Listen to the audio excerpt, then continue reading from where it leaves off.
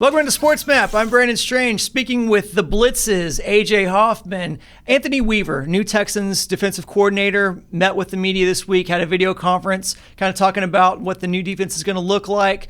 We haven't seen anything yet. We know he is a disciple of Rex Ryan. Can you kind of talk about the difference between a Rex Ryan look defense versus a Romeo Crennel defense? Yeah, so the Romeo Crennel defense basically counts on a lot of man-to-man coverage, downfield especially. If there's pressure on the quarterback, it's coming solely from the front seven. And really those outside two linebackers are used more to set the edge than they are to pass rush.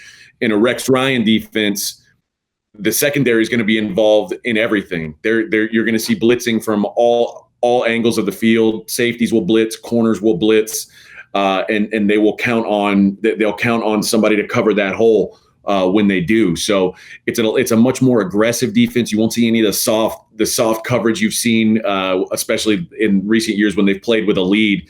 There's been a lot of complaints about how the Texans play with soft coverage with a lead. You won't see any of that. Assuming that's what Weaver is if his defense is anything like Rex Ryan's, you'll see more pressure and you'll see it coming from different angles on the field that you didn't see with Crennel. Well, I'm going to give you some numbers that you're probably aware of, but that are kind of still eye-opening from last year's Texans defense, which was 28th in the league total defense, 29th against the pass, 25th against the run, and 31st for third down percentage. So that is not great. So any improvement, I guess, is improvement. I guess my question is, I'm hearing about all this new aggression and what would look like. Does Weaver have the pieces to install this defense and to make it effective?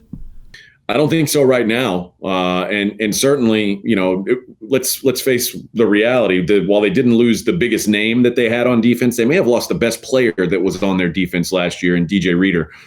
That's not a guy that's easily replaced. I know they've tried to put some pieces in to replace him, but I'm not sure that those things are ready to go week one or whenever football gets started. It's going to take a while. It's not going to be a one-year turnaround on this defense, certainly. And I think they kept Crennel there inside the building for a reason, because they realized that there's a chance that the personnel may not match up and they may have to fall back to some of Crennel's ways to kind of just get through the season until they can get some more people on board. Bottom line, will they be better? It's hard to be worse. You have to assume that a couple of these guys take a step. I do think they're going to miss Reader desperately. The secondary, that's the real key. Will those guys get any better year to year? Will Lonnie Johnson improve? I think is a really big question. Will Bradley Roby be better? I think those are things that have to happen for them to be better. But if I had to bet, I would bet that yes, they'll be better, but only because they were so terrible last season. Welcome to Sports Map. I am joined by ESPN 97.5's. I forgot your name. Whoa. AJ Hoffman.